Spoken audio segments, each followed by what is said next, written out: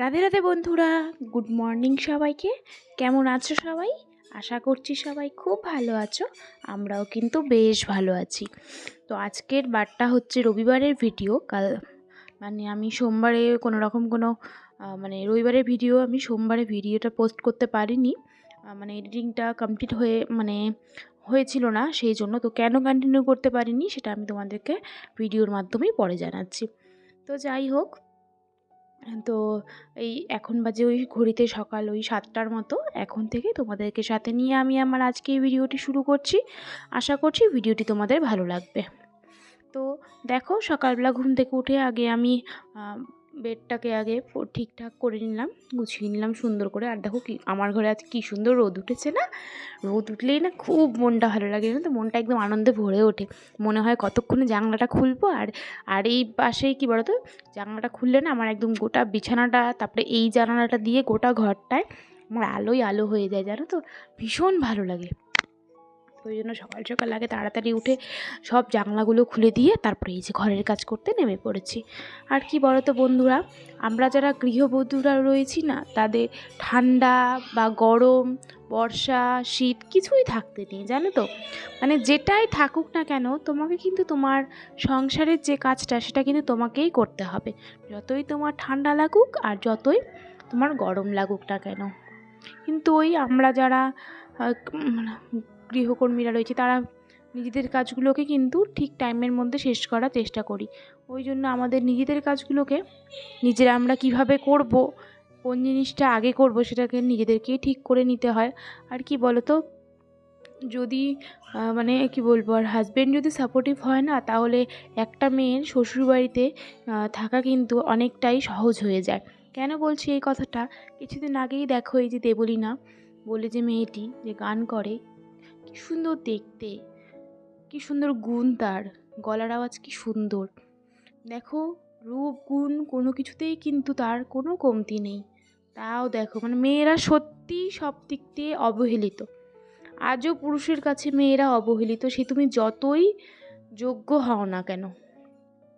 তো সেরকমই, যেখানে হাজব্যান্ড একটা শ্বশুরবাড়িতে মানিয়ে নেওয়া যায়, যদি সেখানে হাজব্যান্ড ঠিক হয়, যদি হাজব্যান্ড তোমার পাশে থাকে। আর যদি হাজব্যান্ড তোমার পাশে না থাকে, তাহলে তুমি যতই ভালো হও না কেন বা যতই কিছু করো না কেন, তোমার সেই বাড়িতে টিকে থাকতে কিন্তু একটু সমস্যা হয়ে যায়। তো যাই হোক, কী আর বলো, কিচ্ছু বলার নেই। এখানে আমাদের মেয়েদেরই নিজেদেরকেই ভাবতে হয়। সব পুরুষরা সমান হয় সেটা বলছি না, সব পুরুষরা সমান হয় না। যেমন ধরো আমার হাজব্যান্ডই রয়েছে, তোমাদের দাদাভাই কিন্তু ভীষণ সাপোর্টিভ। ও ভীষণ কেয়ার করে, ভীষণ আমার সংসারের কাজ কোনো সময় নিজের হাতে করেও দেয় কিছু কিছু কাজ। এই যে ধরো সকালবেলা অনেকদিন উঠতে হয়তো বা লেট হয়ে যায়, তখন কিন্তু তোমাদের দাদাভাই ছেলেকে উঠিয়ে ওকে মুখ টুক ধুইয়ে জল টল খাইয়ে ওকে রেখে তারপরে কিন্তু বাজারে যায়। বাজার করে এসে তারপরে খেয়ে দিয়ে আবার দোকানে যায়। তারপরে ধরো কোনো সময় জামা কাপড়ও কেচে দেয়, যখন হয় না যে দরকারের সময় করতেই হবে, এরকম একটা ব্যাপার। তো দেখো, অনেকক্ষণ অনেক কথা বললাম, তারপরে কিন্তু অনেকটা সময় পেরিয়ে গেছে, আমার সমস্ত কাজ হয়ে গেছে। সকাল সকাল গোপুসোনাকে আমি সেবা দিয়ে দিয়েছি।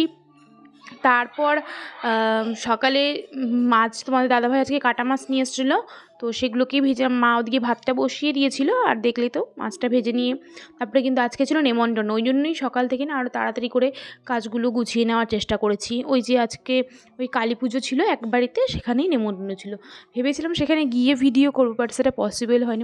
এত ভিড় ছিল না, সেখানে বসার জায়গা খুঁজে পাওয়াই বসতে যাওয়ার ইয়েটাই আর কি এত তাড়াহুড়োর মধ্যে, তো সেই জন্য আর কোনো ভিডিও করিনি। তো সেখান থেকে খাওয়া দাওয়া করে এসে সেখানে গিয়েছিলাম আমরা ওই 9:30 নাগাদ। গিয়ে ওখান থেকে খেয়ে দিয়ে তারপরে এই যে এসে বাড়িতে যা রান্না করেছি, আজকে রান্না করেছি মাছের ঝোল। আর কি রান্না করলাম, মাছের ঝোল রান্না করলাম। আর দেখলেই সবজিগুলো কেটে, আমি না যাওয়ার আগে মাছ ভেজে সবজিগুলো সব কেটে রেখে গেছিলাম। তাহলে কী হয় বলো তো, এসে অতটা চাপ পড়ে না। সবজি দেখবে, সবজি যদি কাটা থাকে না, রান্না করতে কিন্তু বেশি সময় লাগে না, তাই না? সেই জন্য ওগুলো সব গুছিয়ে রেখে গেছিলাম। তারপরে এই যে তারপরে ছেলের স্কুল কদিন ধরে বন্ধ আছে, আসলে স্কুলে স্পোর্টস হচ্ছে, তো ওই জন্য তো ও বাড়িতেই আছে। তো এই যে ওকে স্নান করাবো, তো ভাবলাম যে অনেকটা তো সময় রয়েছে, ওও খেলছে এখন। সেই জন্য ভাবলাম যে তাহলে আমি আমার কিছু কাজ করে নিই। তো দেখো এই যে দেখো কাজগুলো করছি, এই কাজগুলো করতে করতেই তোমার দাদাভাই হঠাৎ করে একটা জিনিস খুঁজে পাচ্ছে না। মানে এই কাজগুলো করতে করতে আমি শুনতে পাচ্ছি ও আমাকে বলছে যে তুমি কি কোথাও রেখেছো? আমি বলছি না আমি তো কোথাও রাখিনি। তো দেখো তারপরে সেই জন্য আমি কোনো রকম কোনো ভিডিও শ্যুট করতে পারিনি, কিচ্ছু করতে পারিনি। এই শুধুমাত্র এই মানে যতটুকু সময় ওর সঙ্গে আমার কথা, এই দেখো আমি কথা বলছি ওই বিষয় নিয়েই কথা বলছি। তো সেই জন্য আমি কালকে ভিডিওটা এডিটিংও করে উঠতে পারিনি, তারপরে ভিডিওটা পোস্টও করতে পারিনি। আর এরপরে আমি আর কোনো রকম কোনো ভিডিও কিন্তু আমি শ্যুট করতে পারিনি। তো এই যে টিভির সামনে যে আমার এই জায়গাটা যে রয়েছে, যেটাকে আমি একটু সুন্দর করে গুছিয়ে রাখার চেষ্টা করেছি, তো সেই জায়গাটাকে মানে এই জিনিসগুলো কী বলে, ছোটো ছোটো জিনিস তো 2-1 দিন যাবৎ না মুছলে না ভীষণ ধুলো পড়ে যায়, ভীষণ বাজে লাগে, ঝুল পড়ে যায়। তো এই যে দেখো এখন গুছিয়ে নিচ্ছি, তারপরে যে এদিকের যে র্যাকটা রয়েছে এই র্যাকটাকেও একটু ভালো করে গুছিয়ে নিলাম। তারপরে কিন্তু আর কোনো রকম কোনো ভিডিও যেহেতু শ্যুট করা আমার হয়নি, তো এই জন্য আজকে এই ভিডিওটি এই পর্যন্তই থাকছে।